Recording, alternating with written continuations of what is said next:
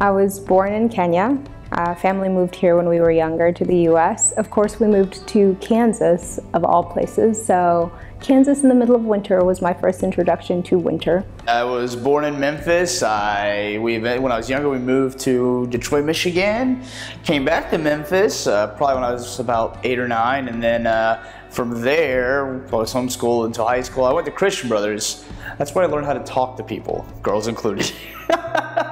We landed in Tennessee at some point in time. I went to high school here. One of my mutual friends is actually the reason why Josh and I know each other. So I just happened to be in Memphis at the right time. Oh man, our family is extremely tight-knit. I mean, we spend a lot of time together. Even when we've all moved on and, you know, started our lives and everything, everybody kind of comes back. The house, you know, where the parents live, that's where the family centers around. A lot of our extended family is still in Kenya. So family here is the Kenyan community. They love having fun, food, music, the usual.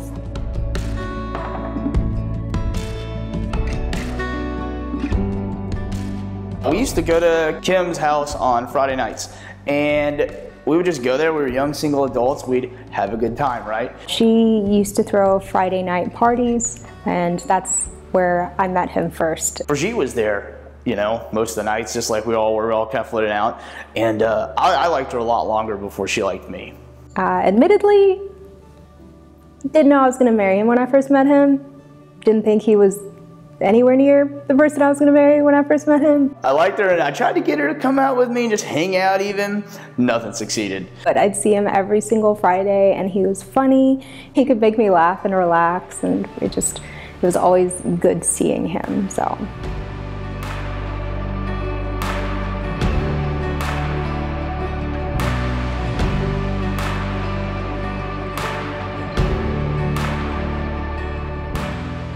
Our first date, which wasn't our first date because we weren't dating yet, we went to Crazy Noodle. We love food, so anytime we can try out something new, we love spicy things, we love Asian food, so it was very easy, and that's where we began our food adventure. So we go to Seasons 52, it went really well, we dressed up, you know, but we get to the end, you know you're stuffed, but they're always like, do you want dessert?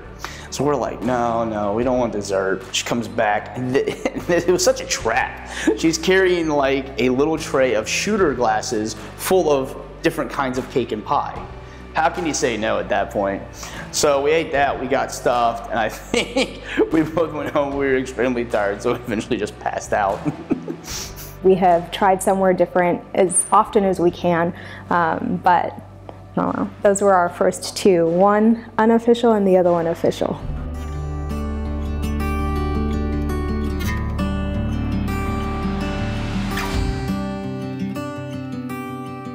I started realizing he was the one when it was easy to introduce him to my siblings. You don't really meet family members unless you know that person trusts you and is letting you into their inner circle. In our culture, you just don't introduce everybody you meet. But when it was easy to bring him around my family, and when it was easy for our families to be around each other, or for me to be with his family, that's when I knew that this has potential. I got to meet the parents, so I think that really was it for me. I don't know if there's like an awe-inspiring moment, but that would be when I realized that it was serious. There's not one moment where I knew he was the one. There are many little moments that built up to him being the one. I think I know who said I love you first, but I'll be honest, both of us were kind of not the say I love you types early on, because you don't want to say it to the wrong person and not mean it, and we were very serious about only saying it when we meant it. So I didn't want to say I loved you until I knew with 100% surety that the person I was going to say that to the next time was going to be the woman I married, the woman I plan on spending the rest of my life with. It's funny, he has this thing where he said he would never say I love you until he knew that he was going to put a ring on my finger. He slipped a couple of times before he put that ring on my finger. I didn't want to say I loved you, I wanted to promise to love you. But I might have said it first. I lost that one. So she said it first, and she said it multiple times throughout our relationship, but it was such a load off my chest when I actually got to say it. But we meant it when we said it, which is what was really important for us.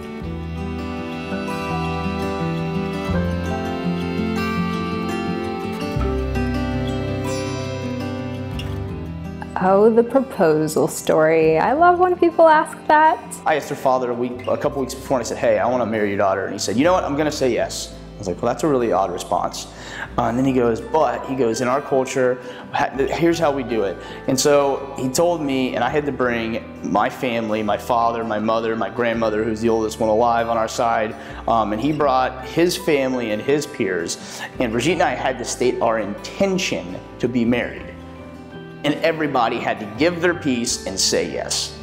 He had planned this dinner date where we would go to Seasons because that was our first official date, and he was going to have them prepare a room with flowers and candles.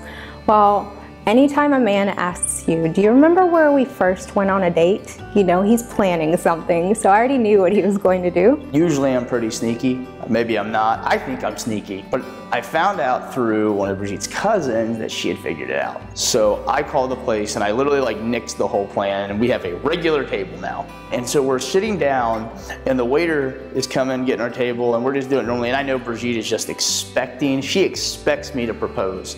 And I'm like, no, it won't be a surprise if she expects me. So I'm like a terrible human being in this moment, and I literally like am planning on dragging this out till she gives up. No ring. So we've finished the date, we've reminisced about all our time together, and we're going back to the house. And I'm just cleaning up my car because, you know, you gotta clean a car before you leave it. Brigitte's holding the trash bag. She is just giving up. She's quit. She's like, I was wrong. Josh isn't proposing. And that was when I turn around, I like take the trash bag from her, like lay it off to the side. And I'm like, that's when I got down and I promised to love her and asked her to marry me. And he says, will you marry me? And it was perfect because our friends were hiding in the bushes and in the house, and they were prepared to catch every single moment, but they knew before I knew that that's when I would be proposed to, which was perfect because I was surprised.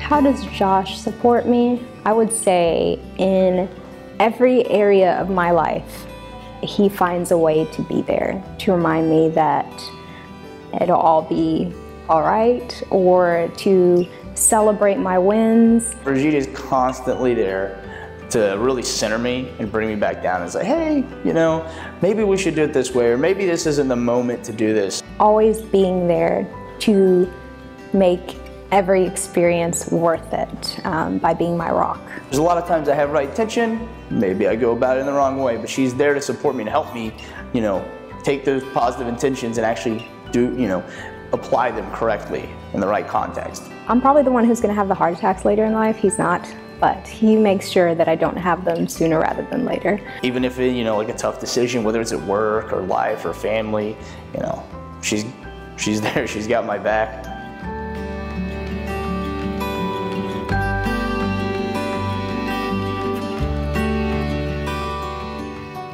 My favorite characteristic about Brigitte is her morality.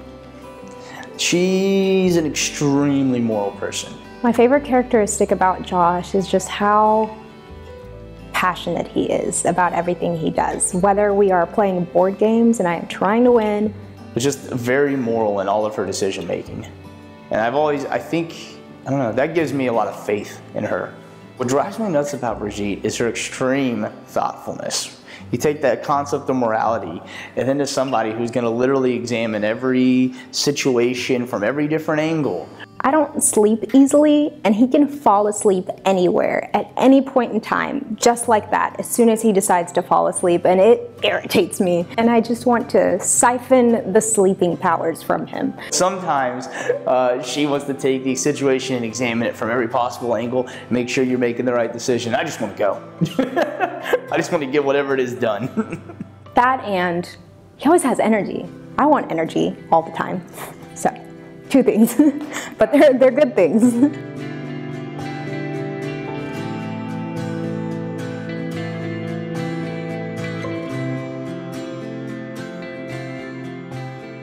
Five years from now, I hope Brigitte and I are continuing to enjoy life the way we are. Living in our house, either preparing for or caring for our first child/children. Ooh, I'd love to have some kids. Are you kidding me? Yeah, in 5 years I'd love to have some kids. That would be great. Still being the same people, playing board games, having fun, exploring new foods, and always trying to just make the most of all the moments. Joshua Baucke. I cannot even begin to explain how excited I am to be your wife. We're gonna have an amazing life. I can imagine no one else but you being there with me. How excited I am to embark on this journey together and just to generally live a full life and grow happily with you. It's been fantastic so far. You've really taught me so much by myself. You've helped me to open up.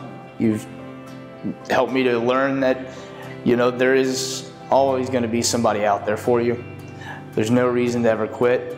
No matter how stressed we've been over the last week, tomorrow's going to be worth it, 1000%. And I stand by my word, like I said earlier. I promise to love you, you know, till death do us part, and even beyond then. I love you. You are my human. I already told you that, probably today, but you're my human. And I am so excited to be living this life with you.